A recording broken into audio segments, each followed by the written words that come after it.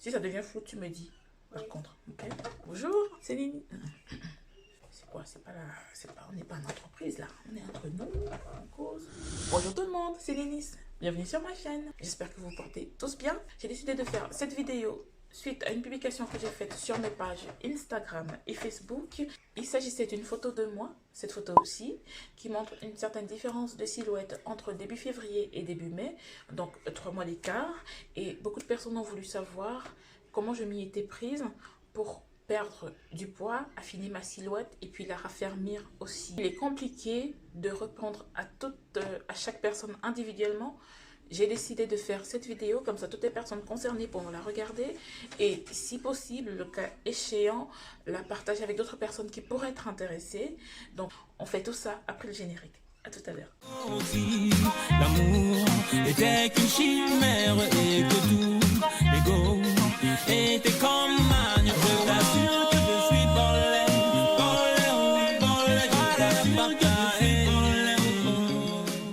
Avant de commencer, je vais faire 2 disclaimers. D'une, alors je ne suis ni diététicienne, ni nutritionniste, ni médecin ou quoi que ce soit, ni coach sportif. Je suis juste une personne lambda qui est victime de son amour pour la nourriture et qui a trouvé le moyen de perdre du poids tout en continuant à se faire plaisir. Donc ça c'est dit. De deux, s'il y a des gens qui aimeraient pouvoir perdre rapidement, c'est-à-dire en un minimum de temps, le maximum de poids, vous êtes sur la mauvaise vidéo, vous êtes à la mauvaise adresse. Ce n'est pas ici que vous trouverez une réponse comme cela. Je suis habituée au régime restrictif et hyper contraignant et ce n'est pas ça que je vais partager avec vous ici parce que pour moi, ce n'est pas efficace. Donc ça c'est dit, on commence les choses sérieuses. Comment je me suis prise pour pouvoir perdre du poids? La réponse tient grosso modo en quelques mots. J'ai fait une combinaison de rééquilibrage alimentaire et de sport. Alors le sport, vous connaissez, mais c'est quoi le rééquilibrage alimentaire?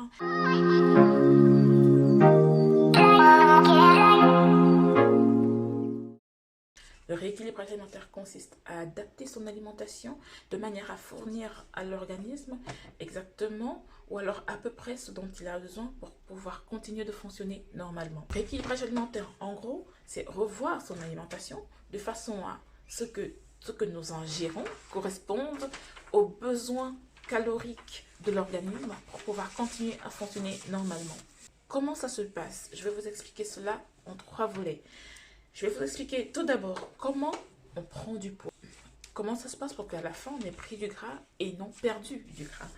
C'est parce qu'il est important de savoir, pour éviter un problème, il est important de savoir comment le problème se produit. Non? De deux, sachant quels sont ses besoins caloriques, comment s'y prendre pour pouvoir perdre du poids plutôt que d'en prendre. Donc troisièmement, je vais vous donner des plans et astuces et vous dire en gros ce qu'il vous faut pour pouvoir commencer un rééquilibrage alimentaire. Parce qu'en fait, c'est un processus qui est progressif et donc il ne vous faut pas tout dès le début, mais il y a certains éléments qui sont fondamentaux qu'il faudrait avoir dès le début pour pouvoir être sûr de bien commencer. Il est important de toujours bien démarrer si on veut arriver à destination. Comment prend-on du poids?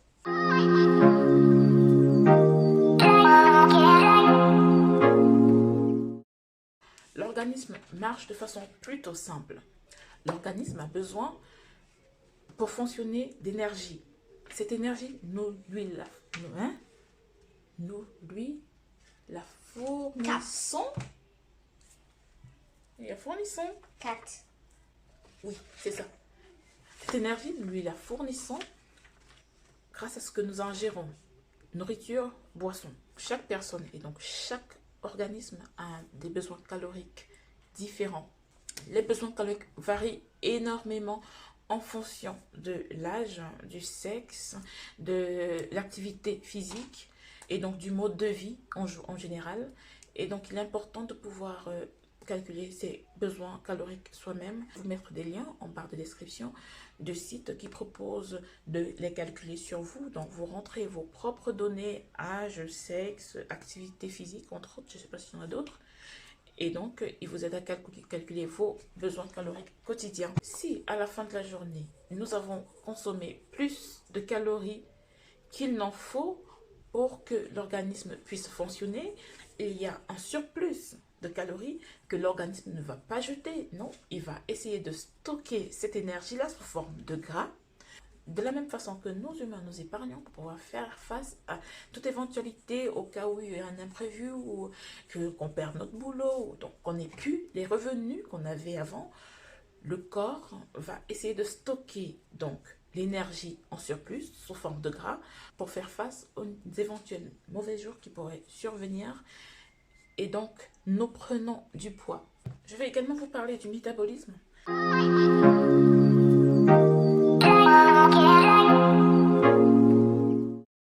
Le métabolisme détermine la rapidité avec laquelle l'organisme va brûler les calories et donc l'énergie que nous lui donnons en consommant les calories. Il en existe 3 types, mais on va se concentrer surtout sur le métabolisme basal, qui est en gros la vitesse à laquelle nous brûlons des calories au repos. Donc quand on est assis tout tranquille sur notre canapé en train de se taper un Netflix. Donc c'est un élément important, gardez-le en tête parce qu'on va en parler tout à l'heure dans notre deuxième point. Deuxième point, comment perdre du poids grâce au rééquilibrage alimentaire.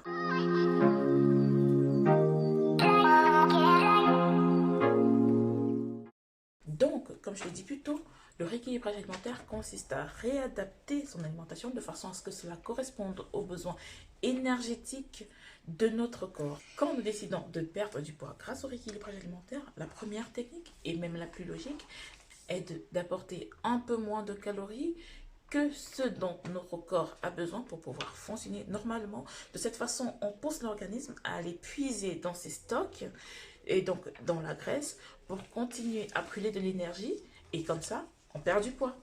Donc, pratiquement, pour une personne qui a besoin de 2000 kilocalories par jour pour que son organisme fonctionne normalement, il va falloir diminuer ses besoins caloriques de 5 à 10%.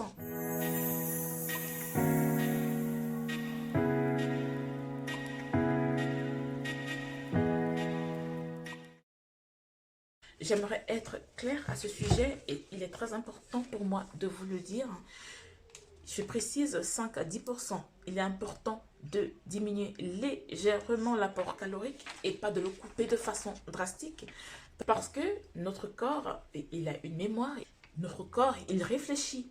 Donc, quand tu as été habitué à donner à ton corps une certaine quantité de calories et que du jour au lendemain, tu coupes drastiquement le nombre de calories, le corps, le message qu'il va avoir, c'est aïe aïe aïe, ça chauffe, il n'y a plus de nourriture, on va être en manque pendant un certain temps. Du coup, le corps entre en emergency mode et il décide de stocker plus que ce qu'il avait l'habitude de stocker avant. Du coup, on consomme moins de calories, mais on se rend compte qu'on prend du poids parce que le corps stocke plus de gras. Donc, comme on dit chez nous au Cameroun, je vous en supplie, ne surprenez pas votre organisme. Quand le whiteisage finit comme ça, comprenez que c'est grave.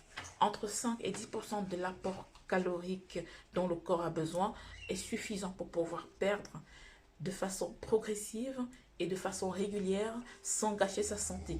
Soyez donc les plus précis possible au moment de calculer les besoins caloriques journaliers de façon à ne pas se tromper au moment de calculer combien de calories vous devez ingérer par jour pour pouvoir créer un déficit et amener l'organisme à aller puiser dans le gras que vous avez déjà et donc perdre du poids. La deuxième technique consiste à faire du sport.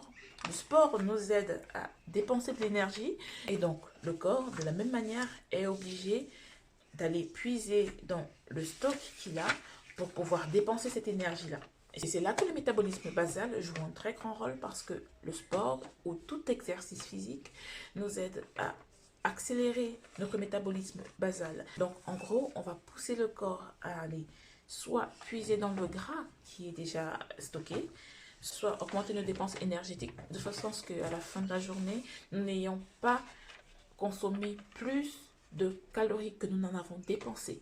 3. De quoi a-t-on besoin pour commencer un bon rééquilibrage alimentaire?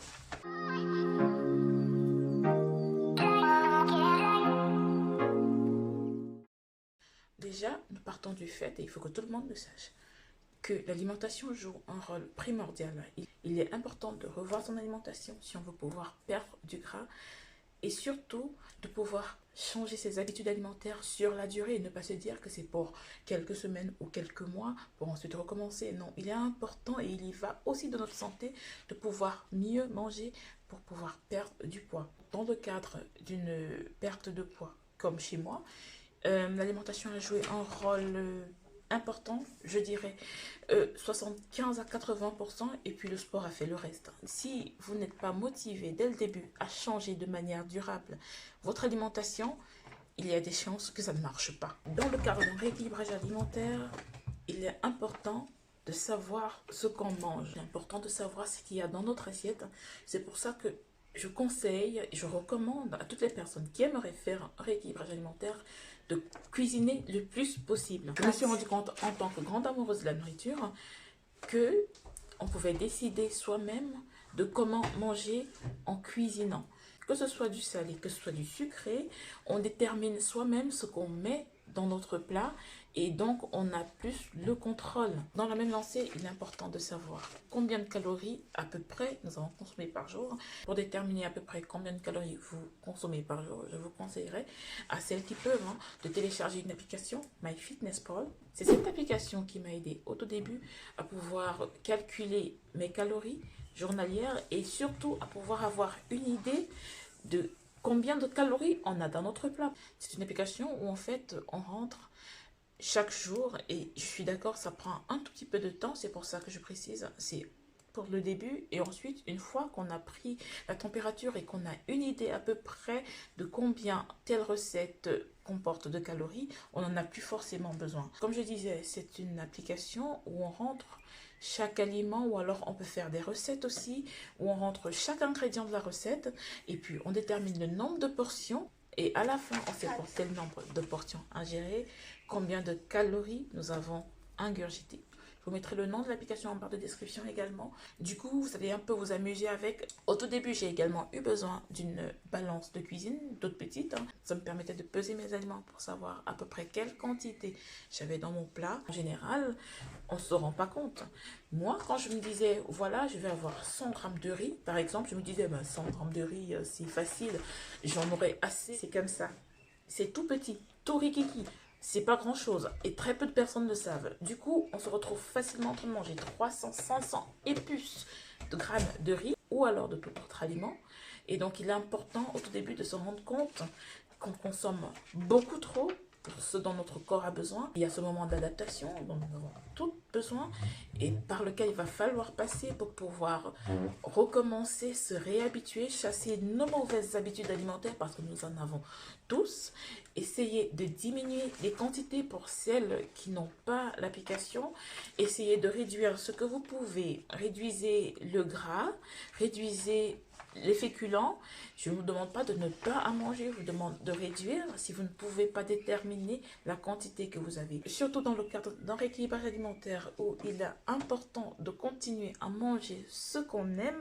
Et donc, en fonction de l'aliment, je pouvais savoir, ok, je vais mettre 200 ou 300 grammes ou même 100 grammes, savoir un peu quel nombre de kilocalories je vais ingérer.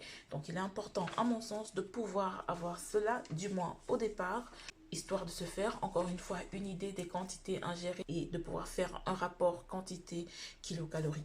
Bien entendu, il est important de manger équilibré et cela implique d'inclure des légumes et des fruits dans le bol alimentaire quotidien. Il est très important de pouvoir le faire, c'est-à-dire que nous devons avoir un minimum de 50% de légumes dans notre plat. Les légumes en général nous apportent plus ou moins de satiété pour très peu de calories. Ils nous apportent en plus énormément de nutriments et donc c'est important et même essentiel dans le cadre d'un repas équilibré. Le sport est également très important, même si, je vous l'accorde, il est possible de perdre du poids et même beaucoup sans faire de sport. En restant très discipliné au niveau alimentaire, on peut le faire. Mais je conseille à tout un chacun de faire du sport parce que non seulement c'est bon pour la forme, pour la santé, c'est bon aussi pour le métabolisme. Le sport nous aide également à nous raffermir. Il est très important, quand nous perdons du poids, de garder un corps ferme, à mon sens. Je vous conseillerais d'allier le rééquilibrage alimentaire et le sport pour avoir des résultats non seulement plus rapides, mais aussi plus efficaces et plus durable. Voilà, je pense être arrivée au bout de mon propos. Je ne suis pas sûre d'avoir tout dit, mais là, pour le coup, il n'y a rien qui me revient. Si vous avez des questions, de toute façon, écrivez-les en commentaire. J'essaierai d'y répondre le plus possible. Bien sûr, il y a d'autres vidéos qui arrivent pour essayer de vous accompagner parce que au tout début, je ne vous le cache pas, c'est pas le plus évident. Et donc, je vais essayer de vous accompagner, de vous fournir plus d'informations, vous donner un petit peu ma routine journalière concernant non seulement l'alimentation, mais aussi le sport. Quels équipements est-ce que j'ai dû me procurer au tout début? Comment est-ce que je programme mes séances de training? Et vous donner aussi quelques astuces pour pouvoir y arriver plus facilement. J'espère avoir répondu à vos questions. Si jamais ce n'est pas le cas, encore une fois, en commentaire, je me ferai un plaisir d'y répondre. En attendant, je vous dis merci d'avoir regardé. Je vous invite à me suivre sur Facebook, Instagram et nouvellement ici, donc vous abonner sur ma page YouTube. Et surtout, n'oubliez pas d'activer la cloche de notification pour recevoir des notifs dès que je poste une vidéo, histoire de ne rien rater. Merci d'avoir regardé la vidéo et à la prochaine fois. Bisous. Cela implique de manger d'un... Et cela implique...